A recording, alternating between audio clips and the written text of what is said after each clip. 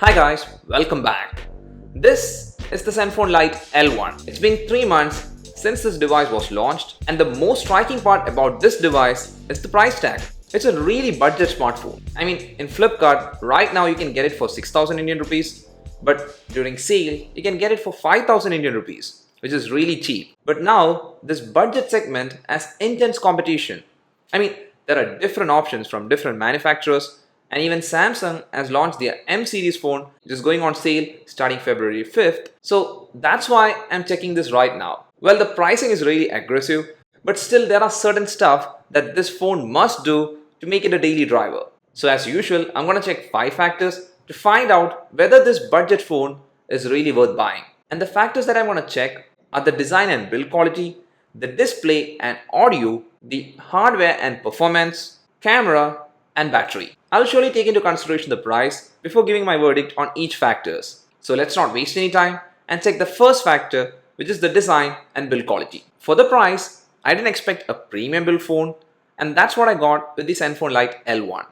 The main body of the phone is made of plastic, and the front glass, it's not Gorilla Glass, but still, it doesn't get scratched, so that's a good thing. And for the build quality, it's not bad. There isn't any flex or gap, and the buttons, which are all plastic, have good tactile feedback. You get the power button and volume rocker on the right side, and there is the SIM card and SD slot on the left side. The SIM card slot supports dual SIM, which are nano SIM, and it has dual standby. But only the first SIM is VoLTE supported. So if you have a Jio SIM and you want to use it, you have to insert it on the first SIM slot. On the top, there is the headphone jack, which is a good thing. One thing I noticed with the headphone jack is that it was too tight initially, but now it's fine. Then on the bottom, there is the micro USB port along with a single firing speaker and a microphone port. On the rear of the device, it has a single camera which protrudes out a bit, and there is also a single LED flash. You also get an Asus branding here, and about this plastic back, it didn't get scratched and it's not that slippery. And finally, on the front, there is this 5.4-inch display along with earpiece, notification LED, front camera, front flash, and also the proximity sensor, which is a good addition. The phone is not a huge phone, and it's not heavy, weighing just 140 grams, and it's not that thick too. It has this nice curve on the back for a comfortable hold, and I was able to use it with one hand without any issues, and it's easily pocketable. This phone doesn't have a fingerprint scanner, which is fine considering the price, but you can unlock it with face recognition, which is not secure because it just uses the front camera for that, and it works only if it has sufficient light. For the speed of face unlock, it is average, but still no complaints, and I'm happy at least they have that option. And for the color options available, you get to choose from 2, which are either black or gold, and no matter which color you choose, the front is black. And the one that is shown in the video is the gold variant. So overall for the design and build quality, I would say it's a well-built phone. I've been using this phone for some time now, and I don't use a screen protector or case, and there are no scratches or visible marks on the front or the rear of the phone, and it still looks neat. So that takes us to the second thing, which is the display and the audio. The display is an IPS LCD display, and the display size is 5.45 inches with a resolution of 1440 by 720. So it's a HD display with a pixel density of 295, and the aspect ratio of this display is 18:9. But it's not an edge-to-edge display with any fancy notch.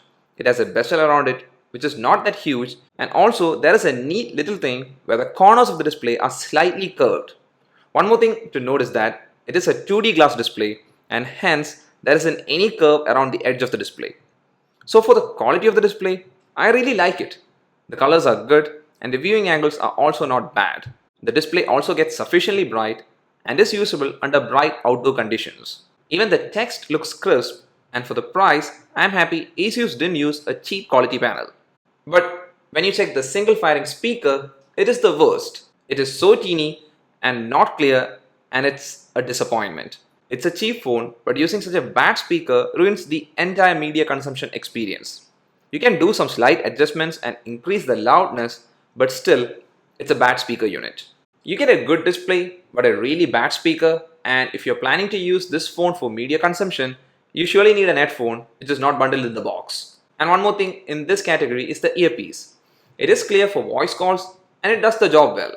So for the display and audio, I like the display but not the audio. And now to the third factor, which is the hardware and the performance. The Asus Zenfone Lite L1 is powered by Snapdragon 430 processor, which is an octa-core processor with a clock speed of 1.4 GHz, and the GPU is Adreno 505. There is only one variant whose RAM is 2 GB and internal storage is 16 GB. I have used this device in two extremes by trying to do basic stuff and also trying to do intense things like playing high-end games and multitasking. And the device actually performs well, but for playing games like PUBG, the graphics are obviously set at low, and at times it works and you can play without much issues, but sometimes it's not a smooth experience and the device won't respond and you will need to restart it.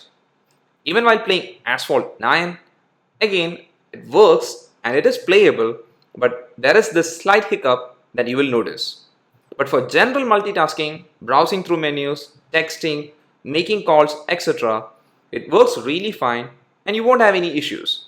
The default launcher is not a good one, and I used Nova Launcher, which feels smooth and better than the default one. Then if you're planning to install a lot of apps, please do get a SD card so you can use the SD card for storing photos and other media files. Because when the storage gets full, the device slows down and the user experience becomes really bad. And since RAM is just 2 GB, it doesn't keep apps open in the background and the apps have to constantly refresh. But still, for the price, the performance is fine, and surely for a light user, this device does the job well. Even if you are a moderate user who plays light games, watches YouTube, uses social media apps, some light browsing, etc., this device works totally fine. The next factor we are going to check is the camera. The rear camera is a single 13 megapixel camera with f2.0 aperture, and it has face detection autofocus, and there is a single LED flash right next to the camera. For the price, the photos that it captures are just fine. It is hard to focus an object, and if it's well lit, you can capture above average shots. The dynamic range and colors are okay if it's an outdoor shot, but if it's an indoor shot or if it's shot in low light, the images are actually below average. Shots are grainy and photos look dull. You can use the flash and get more detail, but then the overall scene looks much dark. For the video, from the rear camera, you can record 1080p video at 30 frames per second, and again, the videos that you capture is just average. The microphone is also not great while recording video.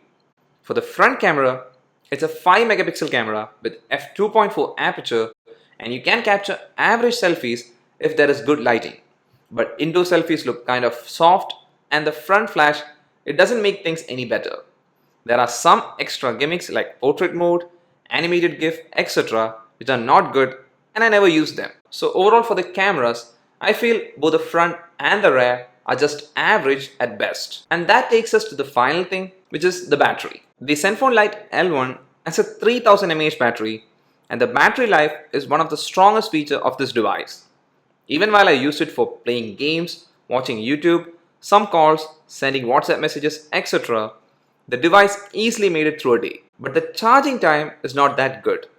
With the included charger, it takes more than 2.5 hours to fully charge from 0%, and it's mainly because the included charger is not a fast charger. It is a 5V 1A charger, so it is good that the battery lasts a full day with moderate to heavy use. Now there are some more other minor stuff like the software version, which is Android 8.0, and it's not the latest, and you probably won't be getting Android Pie for this device, but the security patch is the latest.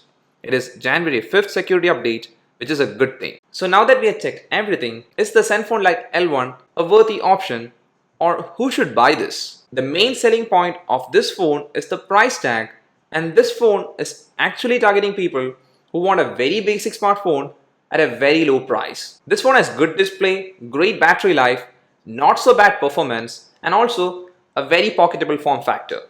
But surely there are drawbacks like the really bad speaker, the average performing camera, etc. And as I said earlier, for this price, this gets the job done, and it is good if you want a phone in the 5000 price range. But if you are willing to spend little more, I would surely recommend that you get some other phone. There are many options in the 8000 to 15000 price bracket, and some of them are really good. And now that Samsung has launched their M10 and M20, the competition is gonna get tough. So that's up for this video guys. Hope you liked it. If so, please do hit the like button and please do subscribe. And one more thing is that we're surely gonna check the Samsung's M10 and M20 phone, and if you are interested in any particular model, because there are actually 4 of them, please leave it in the comment section below. See you again in the next video. Till then, bye.